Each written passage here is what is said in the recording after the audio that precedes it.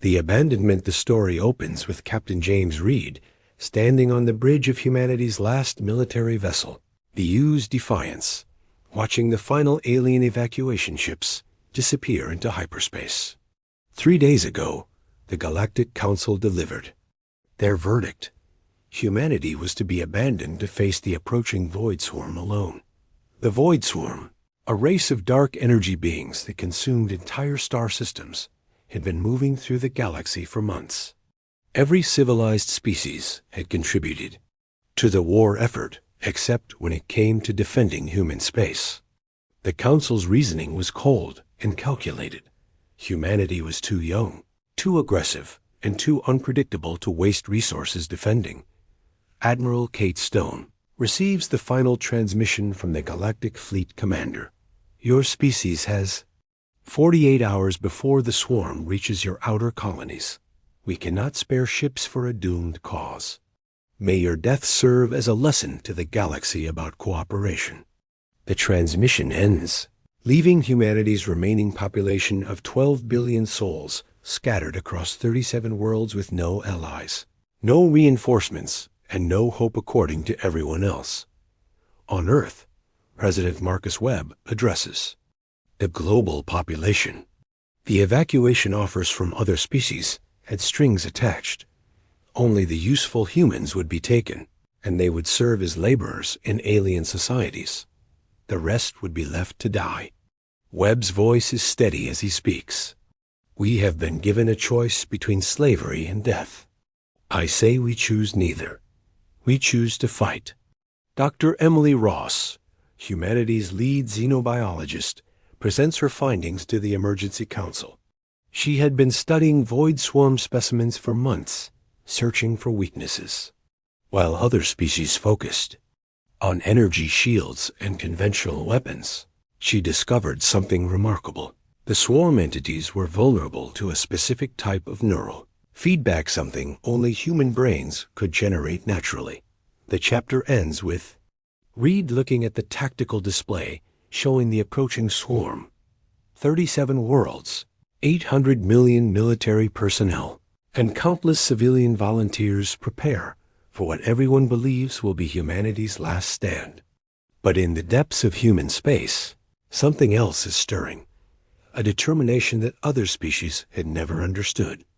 Asterisk, 40 hours until the swarm arrives. Dr. Ross works frantically in her laboratory aboard the research station orbiting Mars. Her team has discovered that human neural patterns, when amplified through specific technology, can disrupt the void entity's dark energy matrix. The effect is small-scale but promising. Meanwhile, on the frontier world of New Texas, Colonel Tom Bradley organizes the civilian population into defensive units.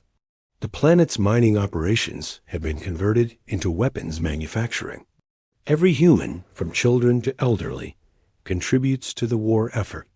The mayor, Linda Hayes, coordinates supply lines while her teenage son Alex helps build improvised weapons.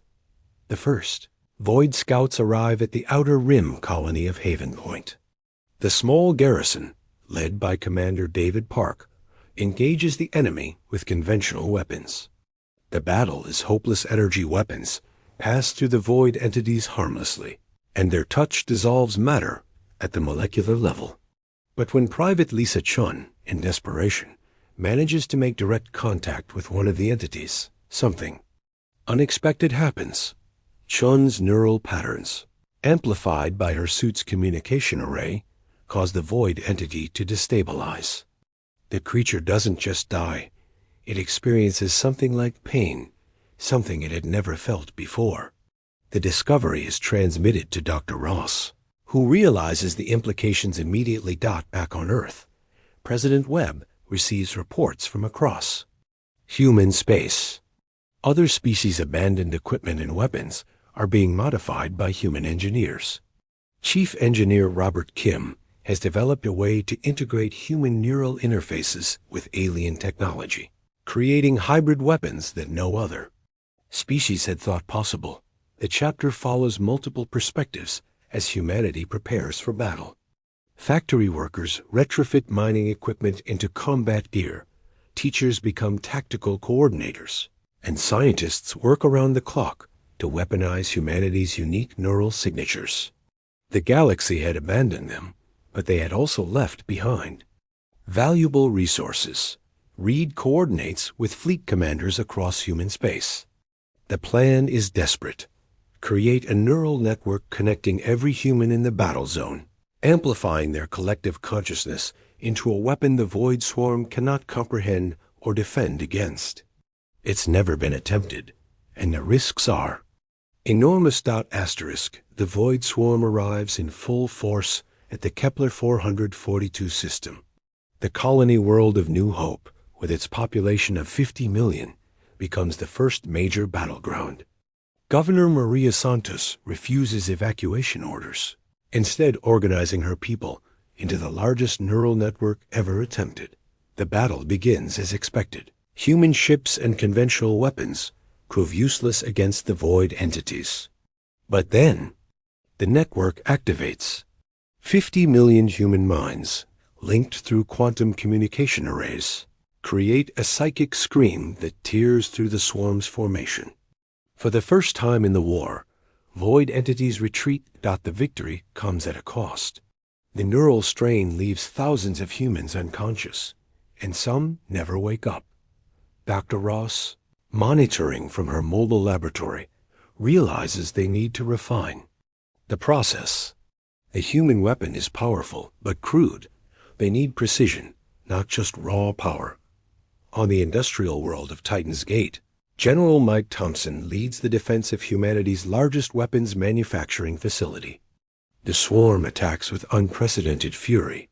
Having learned from their defeat at New Hope, Thompson's forces are outnumbered 1,000 to 1, but they have something the swarm doesn't expect: adaptability. Human engineers modify the neural weapons in real time, creating focused beams instead of wide-area effects. Small teams of humans, linked through portable neural amplifiers, become precision strike units. They can't kill the void entities quickly, but they can cause enough disruption to drive them away from key targets. The chapter follows the perspective of Sergeant Will Carter, a former construction worker turned neural warrior. His team infiltrates a swarm hive structure, using their combined consciousness to map the entity's network. They discover that the Void Swarm operates as a collective intelligence, not unlike what humanity is becoming. Reed coordinates the defense from the Defiance, now serving as a mobile command center. He realizes that humanity is evolving during the war, developing new forms of consciousness and cooperation that other species had never achieved. The galaxy had abandoned them, but isolation is forcing humanity to discover abilities they never knew they possessed. The chapter ends with a revelation. The Void Swarm isn't just attacking random targets. They're systematically destroying every trace of human presence in the galaxy, as if they recognize humanity as a fundamental threat too. Their existence. 3 months into the war, humanity has transformed.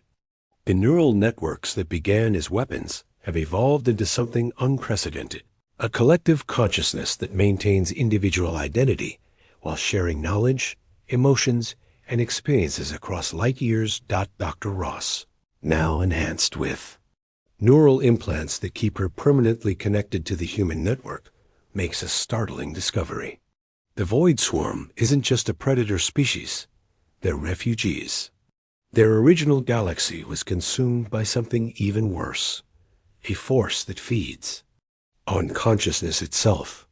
The swarm destroys civilizations to prevent this greater threat from following their trail. Captain Reed, leading a strike force into the heart of swarm territory, uncovers ancient ruins on a dead world. The inscriptions, translated through the collective human consciousness, tell of a species that once fought the same battle humanity now faces. They failed because they lacked something essential: the ability to evolve under pressure. The war has pushed humanity beyond its original limits. Children born during the conflict emerge with natural neural connections to the collective. Adults develop new sensory abilities that allow them to perceive dark energy directly. The species isn't just fighting for survival, it's transforming into something entirely new. President Webb, now linked to every human leader across the galaxy, coordinates a massive counteroffensive. The plan is audacious. Instead of merely defending human worlds, they will strike at the swarm's source.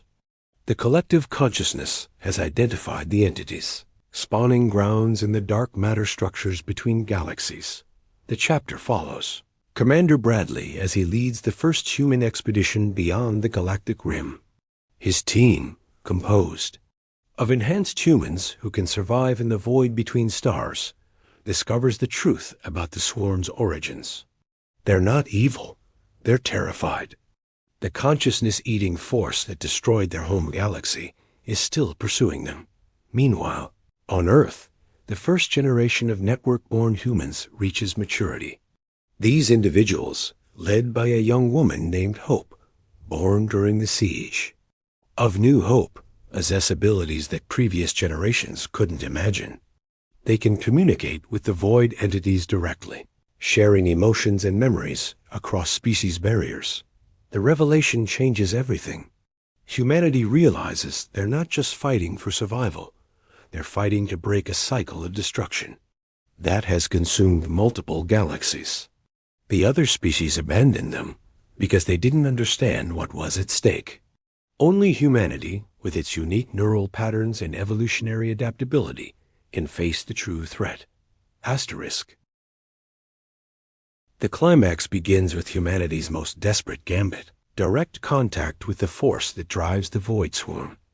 Using the collective consciousness of 18 billion humans, they reach across the galactic void to touch the mind of the Devourer, the entity that consumes civilizations and leaves only emptiness behind. The contact nearly destroys the human network.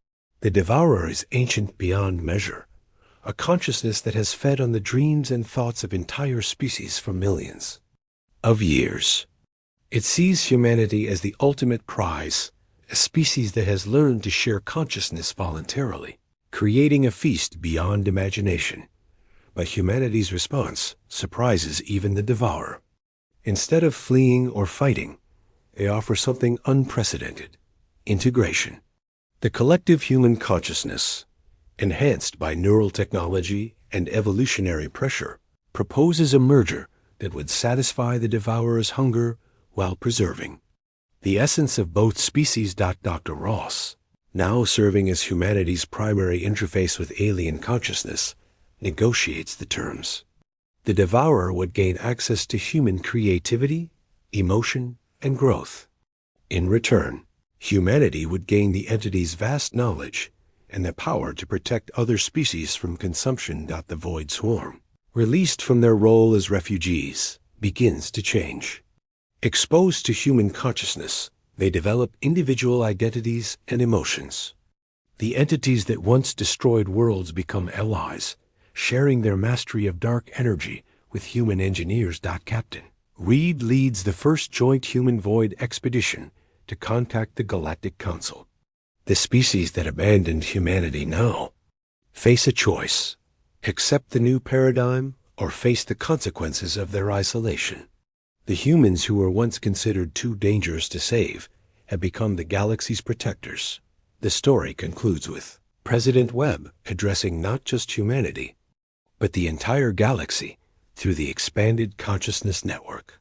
The species that chose to stand alone had discovered they were never truly alone.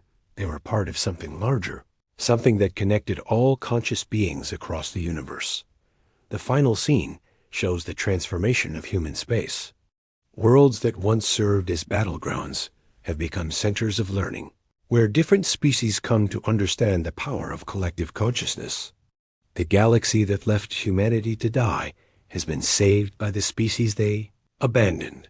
The last paragraph reveals the ultimate irony. By choosing to fight alone, humanity had learned to connect with everyone. The title's promises fulfilled, they were left to die, but chose to stand alone and fight. In doing so, They discovered that standing alone and fighting for others was the same thing. The story ends with a new generation of humans, enhanced by their connection to the collective, preparing to explore beyond the galaxy. The threat that drove the Void Swarm has been neutralized, but the universe is vast, and other species may need the protection that only humanity can provide. Asterisk.